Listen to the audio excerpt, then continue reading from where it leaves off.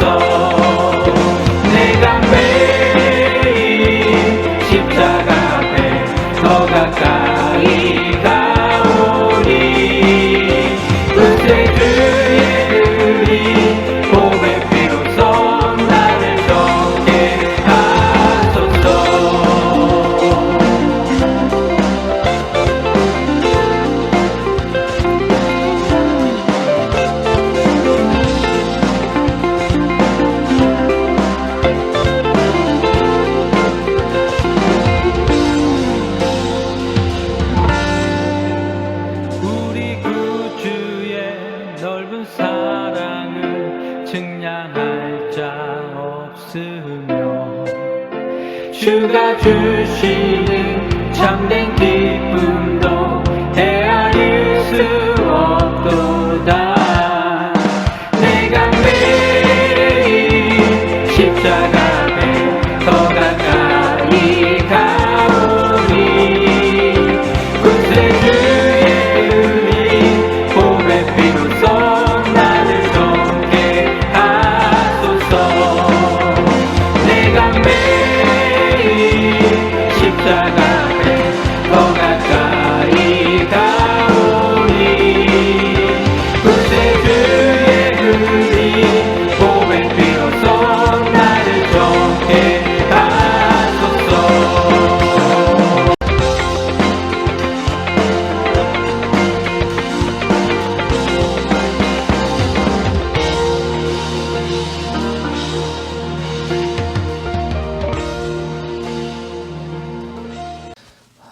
우리 성도가 이 땅에서 아무리 어려운 삶을 또 연약한 삶을 살지라도 우리 주님은 당신의 그 사랑으로 영원하신 사랑으로 우리를 여전히 붙드시고 계십니다.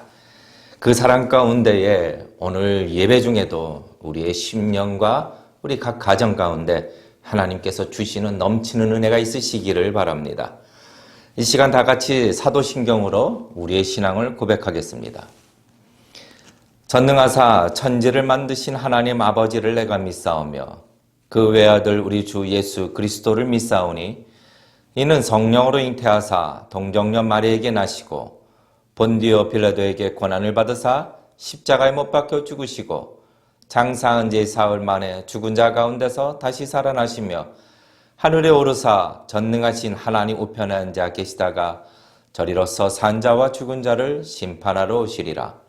성령을 믿사오며 거룩한 공회와 성도가 서로 교통하는 것과 죄를 사하여 주시는 것과 몸이 다시 사는 것과 영원히 사는 것을 믿사옵나이다.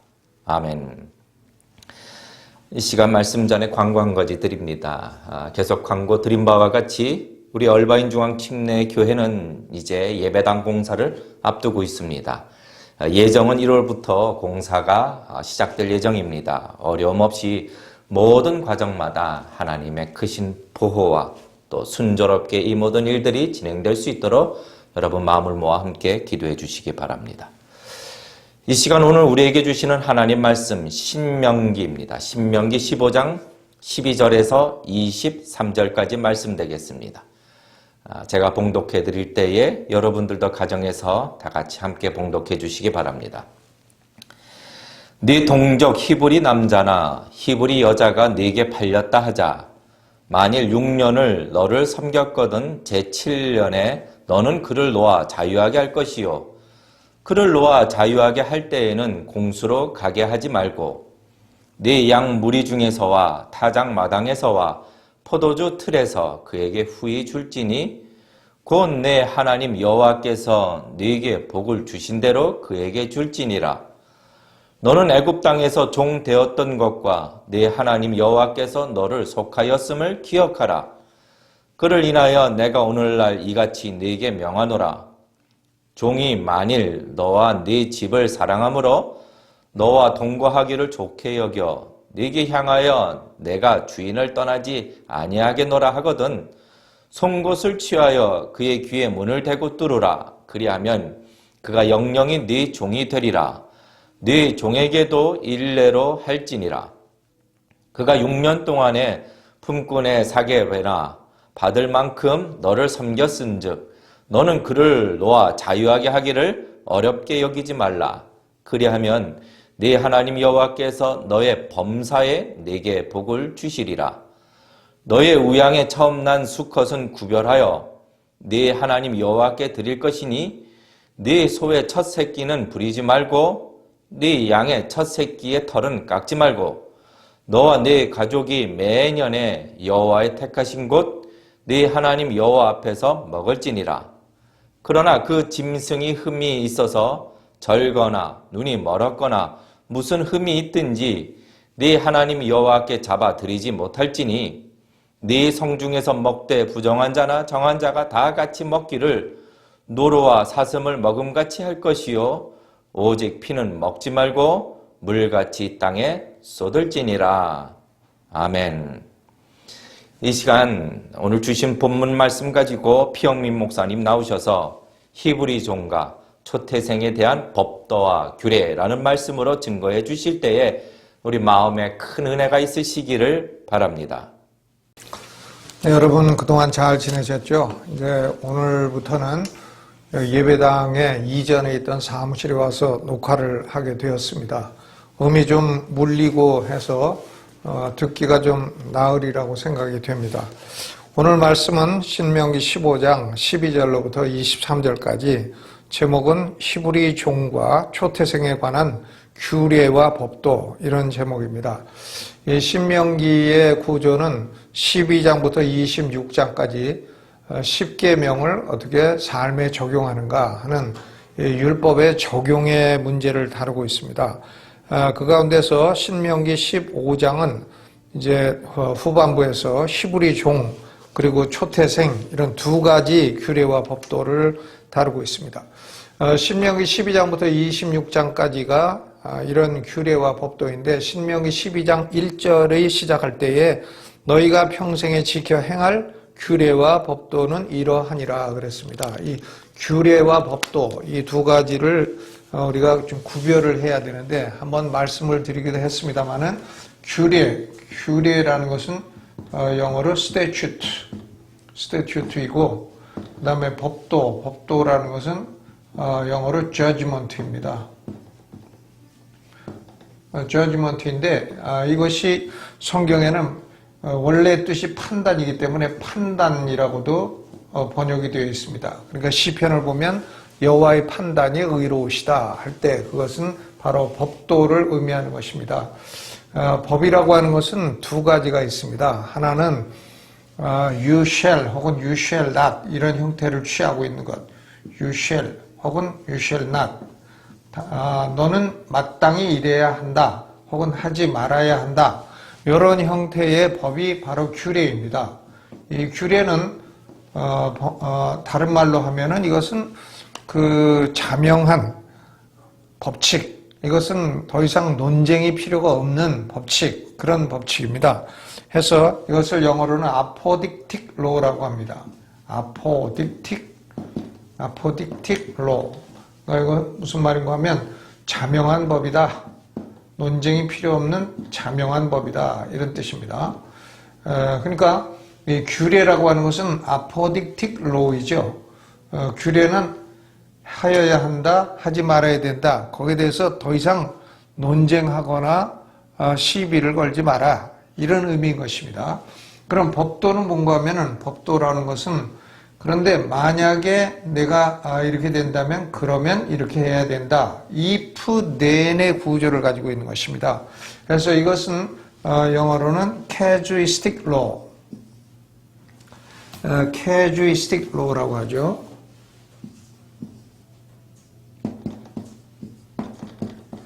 casuistic law. casuistic law라는 것은 우리말로 번역이 어려운데 결의론적인 법이다.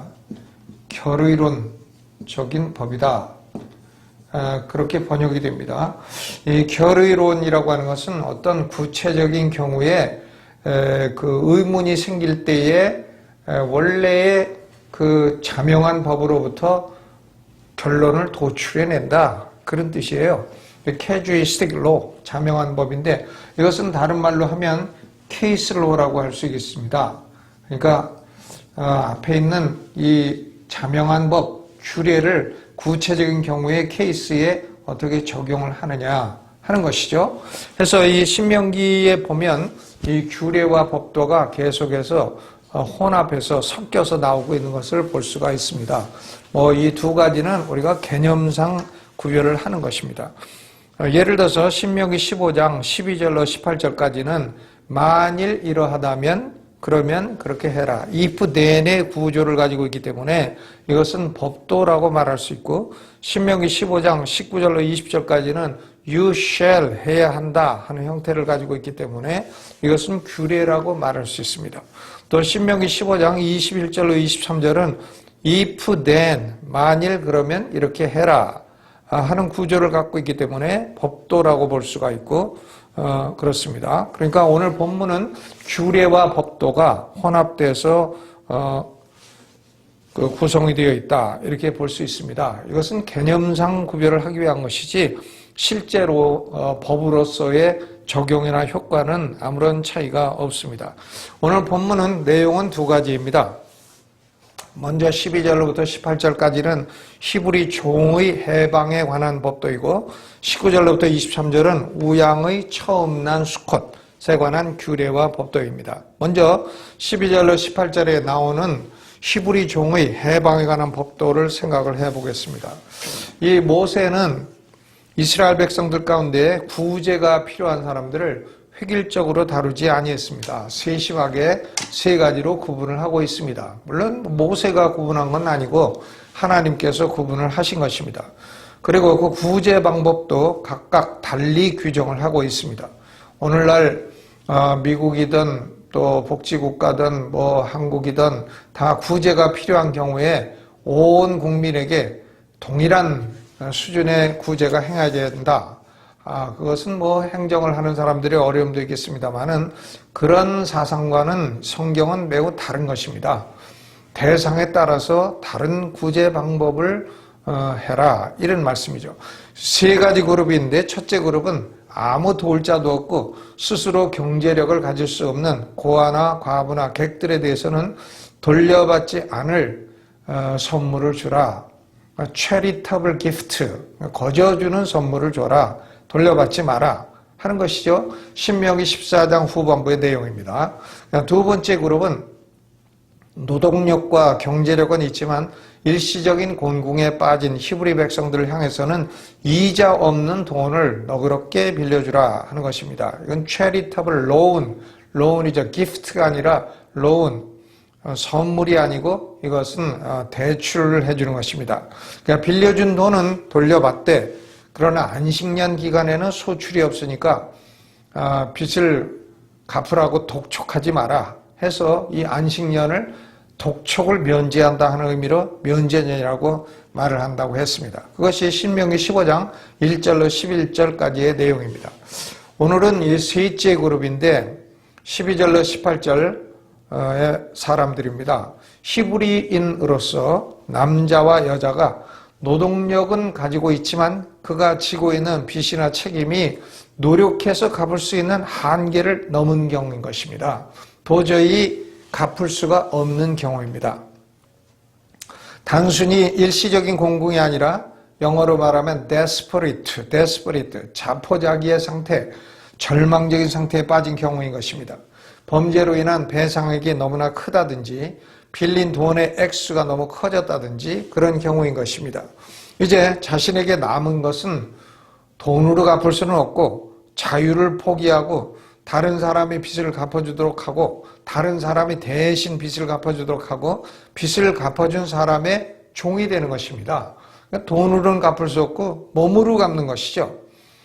판사들이 판결을 해서 종이 될 수도 있고 그렇게 되면 빚을 갚아준 사람의 명령에 절대로 순종해야 되는 종이 되는 것입니다.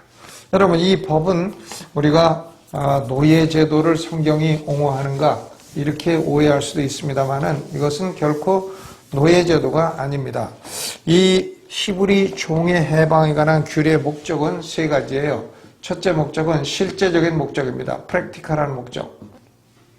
실제적인 목적은 뭔가 하면 실제적으로 곤궁을 해결해 주는 겁니다. 이 사람이 스스로 힘으로 해결할 수 없는 그런 빚을 해결을 해 주는 것이죠.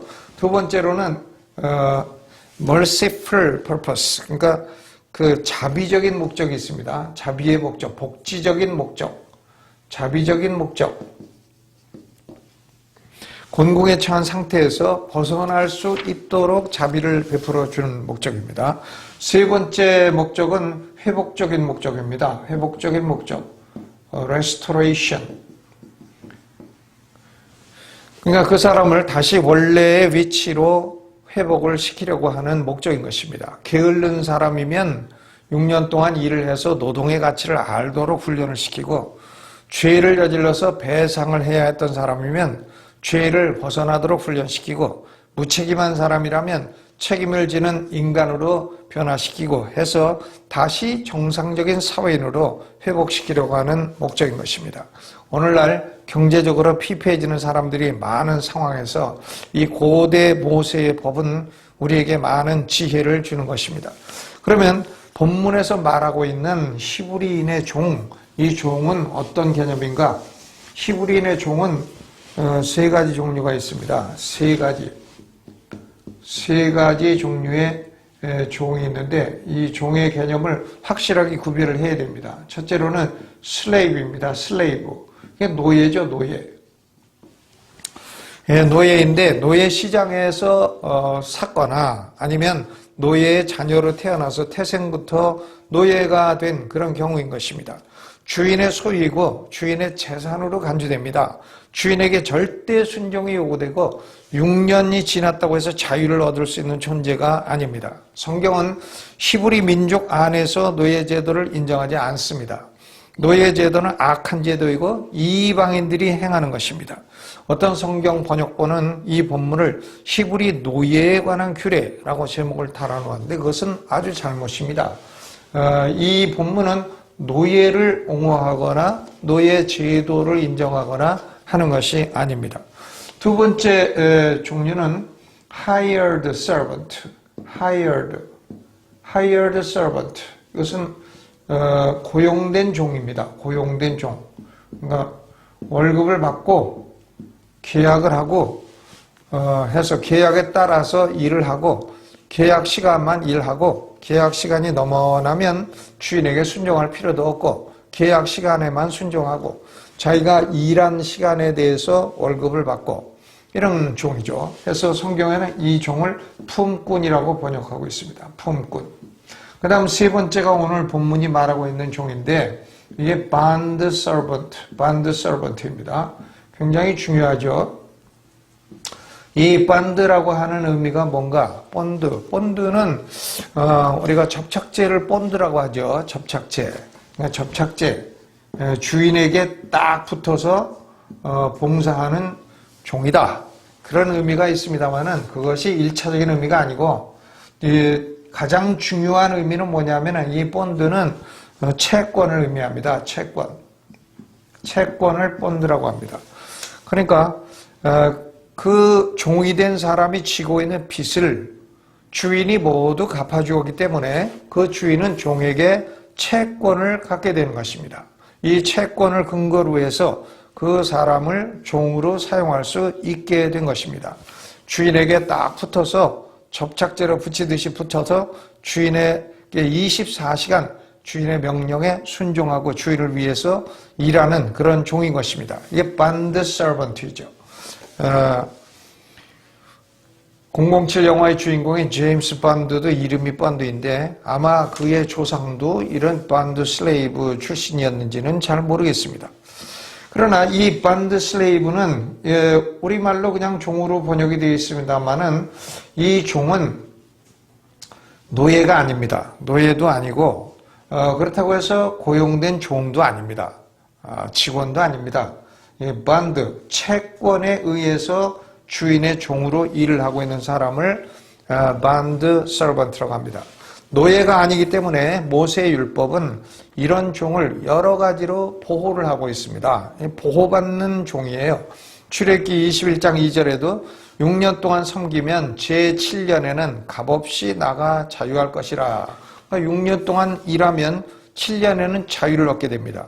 레위기 25장 39절로 40절에도 내 동족이 비난하게 되어 내게 몸이 팔리거든 너는 그를 종으로 부리지 말고 품꾼이나 우고하는 자같이 너와 함께 있게 하라 그랬어요. 그러니까 bond servant는 hired servant처럼 대우를 해라. hired servant가 아니더라도 고용된 종이 아니더라도 고용된 종처럼 대우를 하라 그랬어요. 그런데 이 bond servant, 오늘 본문이 말하는 이 bond servant는 히브리인이어야 합니다. 그러니까 히브리인이 다른 히브리인을 노예로 삼을 수는 없다는 얘기예요. 히브리인이어야 하는데 히브리라고 하는 단어는 어디에서 왔나? 창세기 11장 14절을 보면 셀라는 30세에 에벨을 낳았다 그랬어요. 그러니까 에벨은 셈족으로서 셈의 3대 후손이고 아브라함보다는 6대 선조가 되는 사람입니다. 이 에벨을 히브리어는 숨표를 강하게 찍게 되면 A가 해가 됩니다.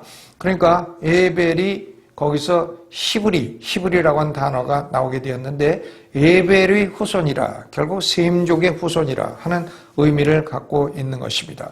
히브리인, 즉 동족이 비난하게 된 상황이 되었습니다. 이런 경우는 단순히 선물형 구제금, 그냥 돌려받지 않는 그런 구제금이나 혹은 빌려주는 대여금 정도로는 해결할 수 없는 상황이 된 것입니다. 이제 그에게 남은 것은 몸으로 때울 수 있는 노동력뿐이에요. 몸밖에 남은 게 없습니다. 그러므로 자발적으로 자기 몸을 팔아 종이 될 수도 있고 법원의 명령으로 빚을 갚아라 해서 종이 될 수도 있는 것입니다. 그의 빚을 갚아준 사람이 그에게 채권을 갖게 되고 그를 bond servant로 삼게 되는 것입니다. 우리가 그리스도의 종이 되었다 할 때에도 우리는 slave가 아니고 hired servant가 아니고 bond servant입니다. 예수님이 우리의 죄의 빚을 다 갚아주셔서 우리에게 채권을 가지고 계신 것이에요. 우리가 그 채권을 근거로 해서 예수님을 섬기는 bond servant가 된 것입니다. 그러니까 이 bond servant라고 하는 개념은 우리 기독교인들에게도 대단히 중요한 것입니다. 오늘 본문이 노예 시장을 합리화한다든가 하는 것이 아닙니다. 노예 시장에서 거래되는 노예들은 전쟁에서 패해서 끌려왔거나 아니면 납치되었거나 해서 물건처럼 거래되는 시장입니다. 이것은 히브리인들에게는 존재하지 않습니다. 이것은 이방인에게만 있는 악한 제도인 것입니다. 히브리인들이 다른 히브리인들을 반드 서번트로 삼는 것은 잔인한 행동이 아닙니다. 이것은 자비로운 행동입니다. 그에게 위기를 벗어나서 새로운 삶의 길을 열어줄 수 있는 복지제도인 것입니다. 그러니까 히브리인들은 복지제도를 국가가 시행하지 않고 이렇게 개인이 채권을 가지고 복지를 실시하는 이런 대단히 합리적인 제도를 가지고 있습니다. 히브리 남자뿐만이 아니라 히브리 여자도 반드 서번트가 될 수가 있습니다. 남자와 똑같이 보호를 받는 것입니다. 이 반드 서번트는 6년 동안 일을 해야 됩니다. 물론 1년 노동의 대가로 그의 빚을 다 청산할 수도 있을 것입니다. 아니면 2년 노동의 대가, 3년 노동의 대가, 아니면 6년 노동의 대가로도 다 갚을 수 없는 경우도 있을 것입니다. 그래도 어떤 경우든 막론하고 6년을 일해야 7년째 자유를 얻을 수 있는 것입니다. 혹시 6년 동안에 희년, 50년마다 돌아오는 희년이 끼어 있다면 6년을 채우지 않아도 자유를 얻을 수가 있습니다. 그러나 보통 안식년에 자유를 얻는 것은 아닙니다. 7년째라는 것은 일반적인 안식년이 아니라 6년 일한 후에 7번째 되는 해라고 하는 의미인 것입니다. 6년은 반드 서번트가 종으로 일해야 하는 한계입니다. 리밋이에요. 그러니까 히브리인들은 다른 사람을 채권을 가지고 반드 서번트로 삼았다고 해도 무한정 종으로 삼을 수 있는 게 아닙니다.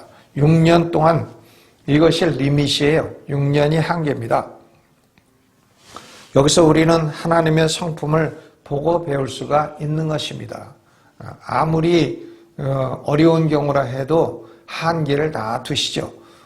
시험에 들도록 허락지도 아니하시고 시험에 들어도 또 한계를 다 두시고 하시는 하나님이신 것입니다. 그러면 7년째 자유를 얻을 때에는 어떻게 해야 되나? 빈손으로 내어보내지 못하게 하셨어요. 빈손으로 나가지 말게 하라. 13절로 14절에 그를 놓아 자유하게 할 때에는 공수로 가게 하지 말고 내 양무리에서와 타작 마당에서와 포도주 뜰에서 그에게 후히 줄지니 곧 내 하나님 여호와께서 내게 복을 주신 대로 그에게 줄지니라 그랬어요. 이것은 부탁 정도가 아니라 강한 명령인 것입니다. 그 반드 서번트 종이 이제 자유를 얻어서 농경사회에서 살아가기 위해서 필요한 양이라든가 곡식이라든가 포도주라든가 이런 것을 후하게 주라는 겁니다. 그러므로 이 제도는 형벌제도가 아니라 복지제도인 것입니다. 왜 그렇게 해야 되나? 세 가지 이유가 있습니다. 첫째 이유는 너도 애굽 땅에서 종되었지 않았냐?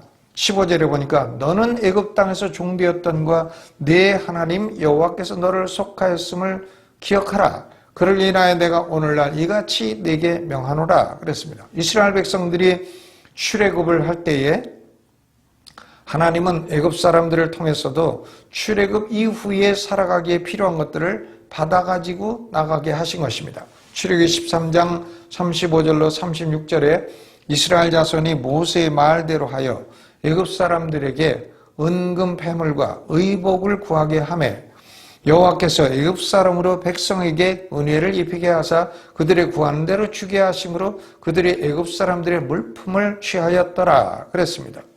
하나님은 이스라엘 백성들을 종되었다가 하나님의 은혜로 해방된 존재임을 언제든지 잊지 말라고 하신 것입니다. 그것이 첫째 이유예요. 너도 종되었고 내가 종되었다가 해방될 때에 애굽 사람들도 너에게 필요한 걸 주지 않았냐. 그런데 내가 내 동족을 종으로 삼아서 6년을 일을 시키고 7년째 나갈 때에 빈손으로 내보내지 마라. 빈손으로 내보내지 마라. 저는 미국에서 산 세월이 이제 8년째 됩니다. 미국 사람들은 음식점에 가도 꼭 팁을 주죠. 팁을 주는데 우리 한국 사람들은 그게 습관이 안 돼가지고 팁 주는 게 너무너무 아까워요. 그러니까 안 주고 나오는 경우도 있는데 그것은 안 되는 겁니다. 그 사람이 팁을 가지고 먹고 사는 사람인데 팁을 줘야 되는 거죠. 그럼 팁을 주기 싫으면 어떻게 하면 되나? 집에서 해 먹으면 돼요. 음식점에 안 가면 되죠. 집에서 자기가 자기 손으로 자기 노동으로 해 먹으면 되고, 음식점 가서 사람의 서비스를 받을 때는 반드시 음식값 이외에 그 사람에게 일한 팁을 주어야 되는 것입니다. 그것이 마땅한 것이죠. 그것이 하나님의 성품인 것입니다. 그런데 애굽에서 나올 때에 애굽 사람들에게로부터 받은 게 있다. 그게 이제 첫 번째 이유고, 그게 다 이유는 아닙니다. 유일한 이유는 아닙니다. 두 번째 이유는 14절 후반에 하나님께서 그 종을 통해서 네게 복을 주신 것도 생각을 해라 그랬어요. 반드 서번트가 6년간 일한 임금을 만약에 계산을 해본다고 한다면 그것이 큰 돈이 될 텐데, 네가 그 종을 통해서 유익을 많이 받았으니 그걸 생각해서 나누어 줘라. 내가 복을 받은 것 중에서 나누어 줘라. 내가 복을 받은 것도 그냥 받은 게 아니라 그 종을 통해서 받은 거 아니냐. 그러니까 그 종을 통해서 복을 받은 것을 너는 생각하고 나누어 줘라. 세 번째 이유는 네가 그렇게 하면 하나님께서 네게도 더욱 복을 주시겠다. 그렇게 해야 더욱 복을 주시겠다. 18절에 보니까 그가 6년 동안 품꾼의 삭세 배나 받을 만큼 너를 섬겼은즉 너는 그를 놓아 자유하게 하기를 어렵게 여기지 말라. 그리하면 내 하나님 여호와께서 너의 범사에 내게 복을 주시리라. 범사에 내게 복을 주시리라 그랬습니다. 덕을 베풀고 하나님께 복도 받게 된다. 덕스러운 사람도 되고 하나님으로부터 복도 받고 이렇게 된다는 것입니다. 우리는 이런 규례를 통해서 하나님의 어떤 성품을 가지신 분이신가 하는 것을 잘 알 수 있게 됩니다. 그런데 16절로 17절은 대단히 특수한 경우입니다. 7년째 자유를 얻을 수 있는 종이 주인과 주인의 집을 너무나 사랑하므로 주인과 동거하기를 좋게 여기고 주인을 떠나지 않겠다고 하면 어떻게 해야 되나? 약간은 고통스러운 과정을 거쳐야 합니다. 주인은 그 종을 데리고 문으로 가서 송곳으로 귀를 문에 대고 뚫어야 된다. 요새는 귀걸이 하려고 뚫는 사람도 많이 있습니다만은 그 히브리인들은 그 문으로 가서 송곳으로 귀를 뚫어라. 문이라고 하는 것은 그 집안 전체를 상징합니다. 그러니까 집안을 가문이라고 말하죠. 가문, 문이죠. 이제 그 문에서 귀를 송곳으로 뚫은 것은 이제부터는 자발적으로 내가 이 가문에 순종하면서 섬기고 살겠다. 그런 의미인 것입니다. 주인이 나를 선대해 주셨기 때문에 내가 이 집에 종으로 사는 것이 더 행복하다. 행복감을 느꼈기 때문에 나는 이 주인의 종이 영영이 종이 되겠다. 그런 얘기인 것입니다. 그렇게 하면 영영이 forever 내 종이 되리라. 우리가 이 영영이라는 단어하고 영원이라고 하는 단어 forever, 영영이는 forever이고 영원이는 eternal입니다. forever와 eternal 좀 다르죠, 개념이요. 영영이 종이 되리라. 아니, 영영이 forever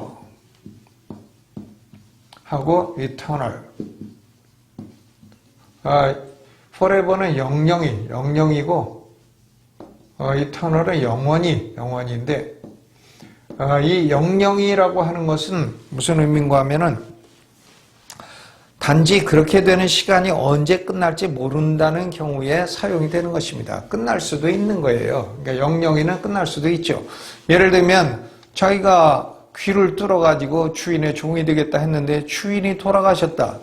그러면 섬길 주인이 없는데 어떻게 더 이상 종으로 일을 하겠어요. 그러니까 끝나는 시간이 있는 경우에는 영영이라는 단어를 쓰는 것이고 끝나는 시간이 없는 경우에는 영원이라고 하는 단어를 쓰게 되는 것입니다.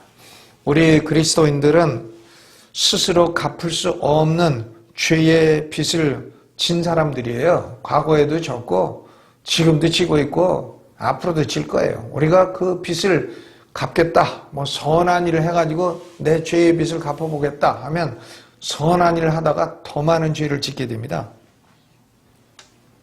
그러니까 예수 그리스도께서 우리의 죄값을, 내가 갚을 수 없는 죄값을 모두 갚아주심으로 우리의 주인이 되신 것입니다. 그러니까 예수님이 우리의 주님이시죠. Savior이면서 Lord입니다. Lord. 우리는 예수 그리스도의 bond servant가 된 것입니다. bond servant. 채권, 예수님이 우리에게 채권을 가지고 우리를 부리실 수가 있는 것이에요. 그런데 우리는 예수님이 너무 좋기 때문에 귀를 문에 대고 뚫어 영영이 주인의 종이 된 사람처럼 그렇게 영영이 그리스도의 종으로 살아야 합니다. 그리스도는 영원히 살아계시고 돌아가시지 않는 분이기 때문에 그리스도의 종이 영영이 된다고 하는 것은 결국은 영원히 그리스도의 종이 되는 것입니다. 인간은 그것이 가장 영광스럽고 행복한 길인 것입니다. 인간이 가장 영광스럽고 행복한 것은 그리스도의 bond servant가 되는 것입니다. 그러면 두 번째로, 큰 두 번째로 19절로 23절에 나오는 우양의 처음 난 수컷에 대한 규례와 법도는 어떤 것인가? 이 규례는 출애굽기 13장 11절로 16절과 연관되어 있습니다. 출애굽기 13장 12절에 너는 무릇 초태생과 내게 있는 생축의 초태생을 다 구별하여 여호와께 돌리라. 수컷은 여호와의 것이니라 그랬습니다. 왜 초태생 수컷이 하나님의 것인가? 이스라엘 백성들이 출애굽을 할 때에 애굽왕 바로가 10가지 재앙 가운데 9가지 재앙은 굴복을 안 했습니다. 그런데 마지막 10번째 재앙에는 손을 들었어요. 왜냐? 장자를 다 죽이시고 또 초태생들을 다 죽이시고 그러기 때문인 것입니다. 그러나 문설주의 피를 바른 이스라엘 백성들의 장자와 초태생은 생명을 보존했어요. 죽지 않았습니다. 이것이 바로 6월절입니다. 죽음의 사자가 패스오버, 넘어갔다 하는 의미인 것입니다. 그 이후로 이스라엘 백성의 장자는 하나님의 소유가 되었습니다. 그러나 하나님은 장자 대신에 레위인을 취하여 쓰시는 일꾼으로 삼으셨어요. 그러니까 레위인은 장자 대신 하나님이 취하신 사람들인 것입니다. 그러나 초태생은 여전히 하나님의 소유입니다. 하나님의 소유인데 하나님은 그 소유를 하나님의 것이지만 백성들에게 먹으라고 하시는 것이죠. 하나님이 택하신 곳에서 너와 네 가족이 매년에 내 하나님 여호와 앞에서 먹을지니라 그랬어요. 여호와 앞에서 먹을지니라. 하나님의 것이지만 먹도록 준다. 너는 예루살렘에 가서 그 초태생을 먹어라. 너와 네 가족이 먹어라. 그건 내 거다. 내 건데 너희들에게 먹도록 줬다. 그런 의미인 것입니다. 광야 40년 동안 성막이 그들의 삶의 중심이 되었듯이 가나안 땅에 들어가서도 성전이 있게 될 곳이 곧 그들의 삶의 중심이 되어야 한다는 원리인 것입니다. 하나님의 것을 성전이 있는 곳에 가서 꼭 먹어라. 그런 얘기입니다. 그래서 신명기 16장에 나온 이스라엘의 3대 절기가 되면 예루살렘에 가서 초태생을 가족들과 함께 먹으라는 것입니다. 초태생에 관한 내용은 규례와 법도가 혼합되어 있습니다. 내용은 세 가지인데 첫째 내용은 우양의 처음 난 수컷은 구별하라, sanctify, 구별하라. 하나님이 사용하시도록 별도로 구분해 놓으라 하는 의미인 것입니다. 하나님의 소유이기 때문에 내가 부리지도 마라. 그걸 일시키지도 말고 털도 깎지도 말고 내 자신의 목적을 위해서 사용하지 말라 하는 게 첫째 명령이고요. 규례이죠. 구별하라. 둘째는 여호와의 택하신 곳에서 하나님 여호와 앞에서 가족과 함께 먹으라. 그러니까 그 초태생은 하나님 중심으로 사는데 사용을 해라 하는 말씀이죠. 예루살렘에 가서 먹으라. 그것을 먹으려면 예루살렘에 가라. 그런 얘기인 것입니다.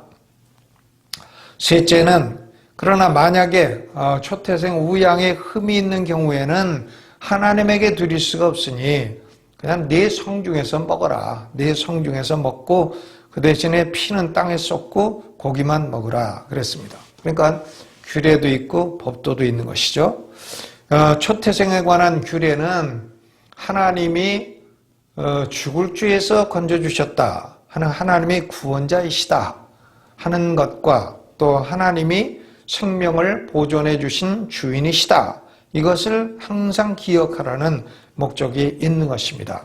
우리가 신약시대에도 왜 성도들이 모여서 교회에서 주의 만찬을 먹고 마시는 것이 중요한가? 그것은 그리스도가 희생되어서 우리가 구원받게 되었고 그리스도가 구원자이시고 그리스도가 죄값을 갚아주심으로 나의 주인이 되시고 그리스도가 내 생명의 주인이시다. 이것을 기억하고 기념하는 것입니다.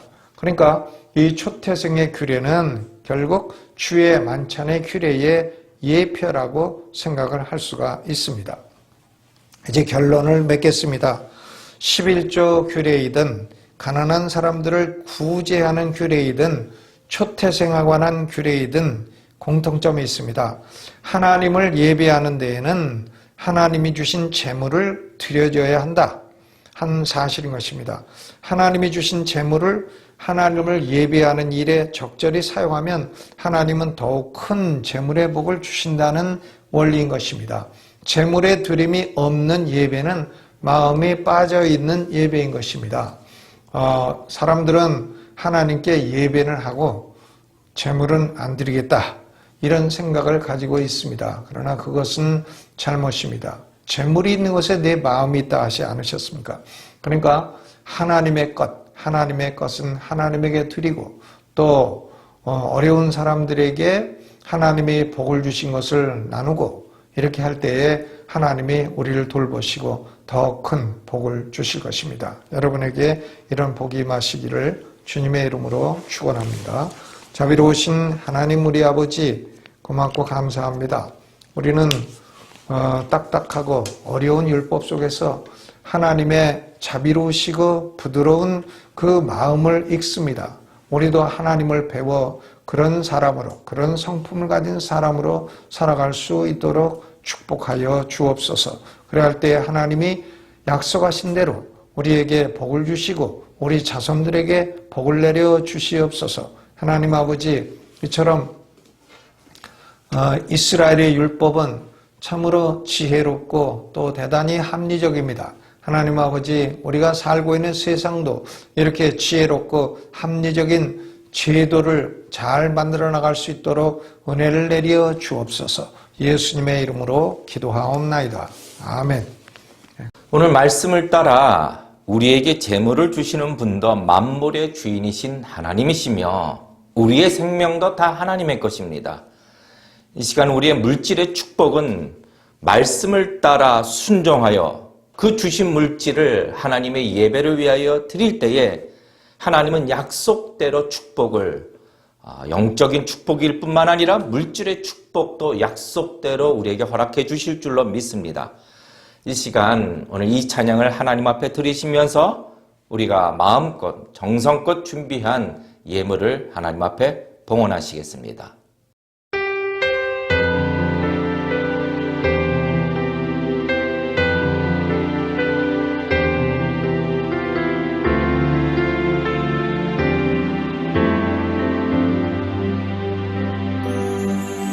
주님 말씀하시며 내가 나아가리다. 주님 뜻이 아니면 내가 멈춰서리다. 나의 가고 서는 곳 주님 뜻에 있으니 오 주님 나를 이끄소서. 주님 말씀하시며 내가 나아가리다. 주님 뜻이 아니면 내가 멈춰서리다.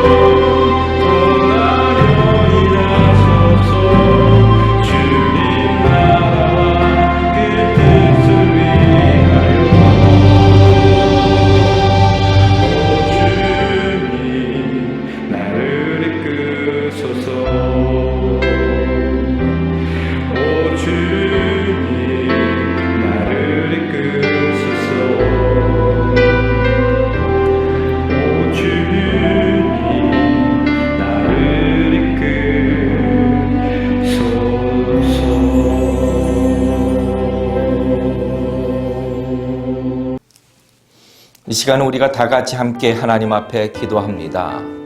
주신 말씀 기억하며 먼저 자신과 가정과 자녀들을 위해서 기도할 때에 하나님의 말씀은 하나도 버릴 것이 없습니다. 오늘 주신 말씀이 내 마음판에 새겨져 순종하여 약속하신 복을 누리는 복된 인생을 이 땅을 살아갈 수 있도록 하나님께서 그렇게 우리의 마음을 축복하여 주시고 가정도 축복하여 주시고 자녀들을 위해서도 어려운 이 시기에 하나님 건강 지켜주시고 그들의 앞길도 하나님이 열어달라고 우리 먼저 자신과 가정과 자녀들을 위한 기도를 하시고 더불어 얼바인 도시와 미국 땅과 한국 땅을 위해서도 하나님 속히 회복되고 어려운 문제가 해결되어 다 같이 주의 성도들이 모여 함께 예배하는 그날이 속히 올 수 있도록 해달라고 기도해 주시고 그리고 우리 얼바인 중앙침례교회를 위해서 마지막 기도하실 때에 이 마지막 때에 말씀을 위하여 수고하는 교회, 하나님의 영혼을 위하여 수고하고 애쓰는 교회,